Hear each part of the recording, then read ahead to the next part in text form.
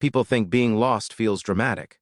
They imagine chaos, crying, breaking down, hitting rock bottom. But most people don't lose themselves like that. They lose themselves quietly, slowly, one distracted morning at a time. He didn't wake up one day and decide to ruin his life. He didn't choose confusion or frustration or emptiness. It happened in small, invisible moments, moments that didn't feel dangerous at all. A few minutes on his phone after waking up, a promise to start later, a habit of postponing what mattered. Days turned into weeks, weeks into months, and before he realized it, his life felt blurry, like he was present, but not really there. He was functioning, but he wasn't focused, and deep down that scared him, because he remembered a version of himself that was different, a version that had clarity, a version that had hunger, a version that believed he could become something more. Now, that version felt far away. Part 2, busy but going nowhere.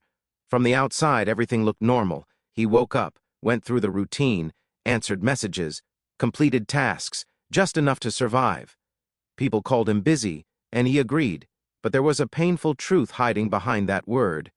Busy didn't mean productive. Busy didn't mean fulfilled. Busy didn't mean moving forward. Busy just meant distracted. His attention was fractured into pieces, so small that nothing meaningful could grow. Every time he tried to focus, his mind jumped somewhere else.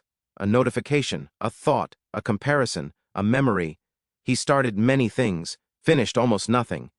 And at night, when the world went quiet, a heavy feeling settled in his chest. A feeling he couldn't ignore anymore. I'm wasting my potential. That thought hurt more than failure ever could.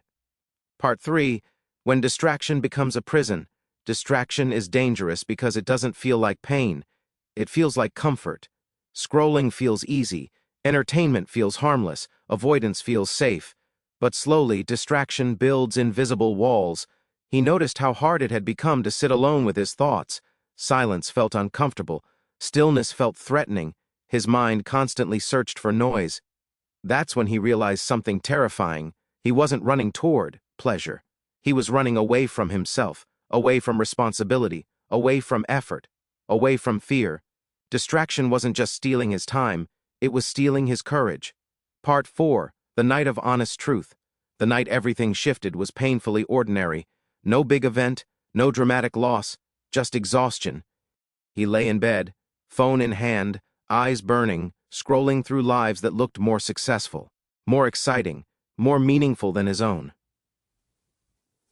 Suddenly a question surfaced in his mind. If nothing changes, where will I be in 5 years? The answer terrified him. Same habits, same excuses, same regret. That night, for the first time in years, he didn't blame anyone else. Not society, not circumstances, not luck. He looked at himself, and he didn't hate what he saw. He was just disappointed. Part 5, understanding the real enemy. The next morning he didn't feel motivated. He felt aware. And awareness is more powerful than motivation. He began observing his own behavior like a stranger. How often he checked his phone without thinking. How quickly he lost focus. How uncomfortable deep work felt. That's when the truth became clear. Focus is not lost, it is stolen. Every app, every notification, every endless feed was fighting for his attention. And attention, he realized, is life's most valuable currency. Where attention goes, energy follows. Where energy flows, life grows. He had been feeding the wrong things. Part 6, the first rule, take back the morning. He didn't try to change his whole life. He changed his mornings. No phone for the first hour. At first it felt unbearable. His mind screamed for stimulation. His hands reached for the phone automatically. But he resisted, not perfectly, just intentionally. In that quiet hour, something unexpected happened. Thoughts returned. Ideas surfaced. Clarity began to form. He realized he had been drowning his own mind in noise. Silence wasn't empty. It was healing. Part 7, focus is a muscle. The first few days were hard. Focusing felt painful, like lifting a weight he hadn't touched in years. His attention wandered. His mind resisted. But he learned something crucial. Focus is not talent. It's training. Every time he returned his attention to the task, even after drifting, he was rewiring his brain. Small victories mattered. 10 minutes of deep work. One task completed fully. One promise kept to himself. Confidence didn't arrive all at once. It grew quietly. Part 8. The Power of Boredom. One day he allowed himself to be bored. No phone, no music, no distractions. Just walking. At first, boredom felt uncomfortable. Then something strange happened. Creativity woke up. Solutions appeared.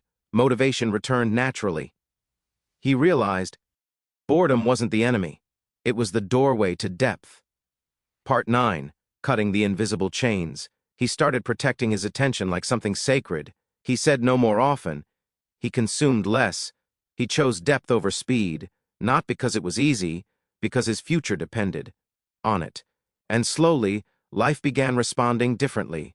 Work improved, confidence strengthened, self-respect returned. Part 10. Discipline over motivation. He stopped waiting to feel ready. He acted tired. He worked unmotivated. He showed up imperfect. That's when discipline changed everything. Motivation came after action, not before.